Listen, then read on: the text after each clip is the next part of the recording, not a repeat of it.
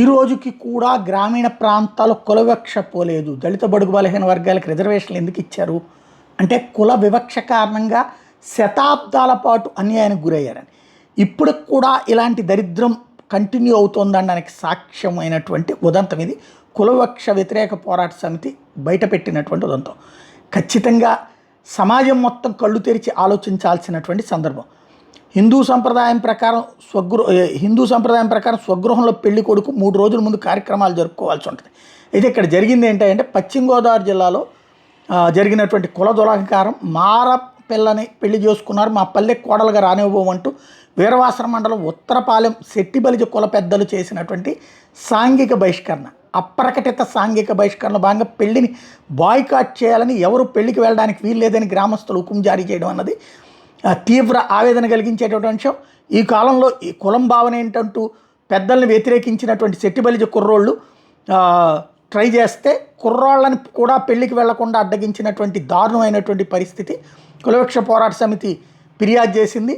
హిందూ సంప్రదాయం ప్రకారం స్వగృహంలో పెళ్లి కొడుకు 3 రోజుల ముందు కార్యక్రమాలు జరుపుకోవాలని ఓ ఆనవాయితీ. ఎస్సీ అమ్మాయిని పెళ్లి చేసుకుంటున్నావు కాబట్టి ఊర్లో పెళ్లి కొడుకును కూడా చేయడానికి వీలు లేదని శెట్టిబలిజ కుల పెద్దలు అడ్డుకున్నారు. అసలు విషయం ఏంటంటే పశ్చిమ గోదావరి జిల్లా వీరవాసర మండలం ఉత్తరపాలెం గ్రామం శెట్టిబలిజ సామాజిక వర్గానికి చెందిన దొంగ వెంకటేష్ అనే యువకుడు గల్ఫ్లో ఉండి ఇటీవల గ్రామానికి తిరిగి వచ్చాడు. తూర్పుగోదావరి జిల్లా తుని ప్రాంతానికి చెందిన రేవతి అనేటువంటి ఎస్సీ మాల సామాజిక వర్గానికి చెందిన యువతి వీళ్ళిద్దరూ ప్రేమించుకుని ఇరువైపుల పెద్దలను ఒప్పించి పెళ్లి చేసుకునేందుకు సిద్ధపడ్డారు.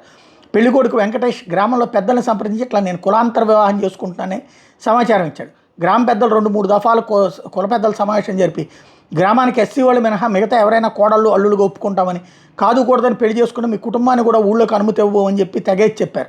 కావాలనుకుంటే ఊరు బయట పెళ్లి చేసుకుని అక్కడే నివాసం ఉండాలి కానీ అమ్మాయిని మాత్రం ఊళ్ళోకి తీసుకురావద్దని, గ్రామస్తుడు కాబట్టి అప్పుడప్పుడు వచ్చేయాలి, నీ ఒక్కడికి అవకాశం ఉంటుంది తప్ప ఆ ఎస్సీ అమ్మాయిని మాత్రం రానియమంటూ మొత్తం 13 మంది కుల పెద్దలతో కూడిన కుల కమిటీ నిర్ణయంగా వరుడు బంధువులకి తేల్చి చెప్పారు. వరుడు కుటుంబం గ్రామంలోనే మా కుమారుడు పెళ్లి కుమారుడిని చేస్తామని, పెళ్లి ముందుగా నిర్ణయించుకున్న నవడూరు పద్దాల వెంకమ్మ గుళ్ళోనే జరుపుకుంటామని వాళ్ళు కూడా తేల్చి చెప్పారు, అబ్బాయి తరపున వాళ్ళు కూడా. దీంతో అహం దెబ్బతిన్న పెద్దలు పెళ్లి కొడుకుని చేసినప్పుడు గ్రామస్తులు ఎవరు వెళ్ళకూడదని, పెళ్లికి కూడా వెళ్ళొద్దని నిర్ణయించేశారు. పెళ్లి రోజు సంప్రదాయం ప్రకారం ఐరేడు ముంతలు స్థానిక రామాలయంలో ఉంచి పూజలు చేసి పెళ్లికి తీసుకెళ్ళడం ఆనవాయితీ. కానీ అక్కడ గుడి తలుపులు కూడా తీయకుండా అక్కడ కూడా సామాజిక వివక్షతను నగ్నంగా కుల పెద్దలు పాటించారు. 8వ తేదీ రాత్రి 11:58 నవడూరు పద్దాల వెంకమ్మ గుడిలో వివాహం చేసుకున్నారు. 8వ తేదీ సాయంత్రం ఈ సమాచారం తెలుసుకున్నటువంటి కేవీపీఎస్ వాళ్ళు అక్కడికి వెళ్ళి ఎస్ఐతో మాట్లాడి గ్రామస్తులు పెళ్లికి వెళ్లకుండా కుల కట్టుబాట్ల పేరుతో కులవివక్షలో భాగంగా ఎస్సీ యువత గ్రామంలోకి రాకుండా అంటరాంతానాన్ని పాటించే విధానం జరుగుతుందని కంప్లైంట్ చేశారు. దీంతో వీరవాసరం పోలీసులు ఉత్తరపాలెం గ్రామానికి చేరుకుని పెద్దలతో మాట్లాడి ఇబ్బందులు లేకుండా చేసుకోవాలని చెప్పి గుడి తలుపులు తీయించి కొన్ని సూచనలు చేసి వెళ్ళిపోయారు. దీంతో పెద్దలు పోలీసులు సూచన మేరకు గుడి తలుపులు సాయంత్రం 6 గంటలకు తీశారు. పోలీసులు ఉండగా పెళ్లికి వెళ్లాలని ఇంటింటికి చెప్పినట్టు నటించారు.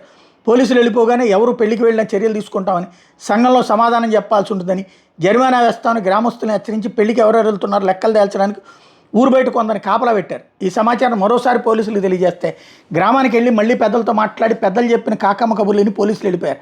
పెళ్లిని అడ్డుకుంటే మేము రక్షణ కల్పిస్తామని, పెళ్లికి గ్రామస్తులు రాబోతే మేమేం చేయలేమంటూ నిస్సహాయత వ్యక్తం చేశారు. 12 గంటలకు పెళ్లి జరుగుతుంటే గ్రామంలో కుల మీటింగులు జరిపి ఆ కుటుంబం తన మాట వినలేదని, పైగా తమ మీద పోలీసులు ఫిర్యాదు చేశారని, వీళ్ళ సంగతి తేల్చాలంటూ గ్రామస్తుల్ని రెచ్చగొట్టారు. దీని పర్యవసానంగా ఆ కుటుంబాన్ని సాంఘిక బహిష్కరణ చేయాలని నిర్ణయించారు. 2 రోజుల్లో జరిగే గ్రామ చెరువులో చేపల పట్టివేతలో వరుడు కుటుంబాన్ని వేరు చేసి వాటా ఇవ్వకూడదని, వాటా కోసం ప్రతి గ్రామస్తుల దగ్గర కట్టించుకునే 100 రూపాయలు కూడా కట్టించుకోకూడదని తమ కుటిల బుద్ధిని కుల పెద్దలు బయట పెట్టుకునేలా నిర్ణయించారు. గ్రామస్తుడైన పెళ్లి కొడుకు చేసిన ఏకైక నేరం ఎస్సీ యువతను పెళ్లి చేసుకోవడం. వాస్తవంగా ఇప్పుడు ఆ కుల పెద్దల్ని అట్లా చేసిన వాళ్ళందరూ ఒక్కసారి బొక్కలో దోసి కనీసం ఒక 6 నెలలు జైల్లో ఉంచితే కానీ బుద్ధి రాదు.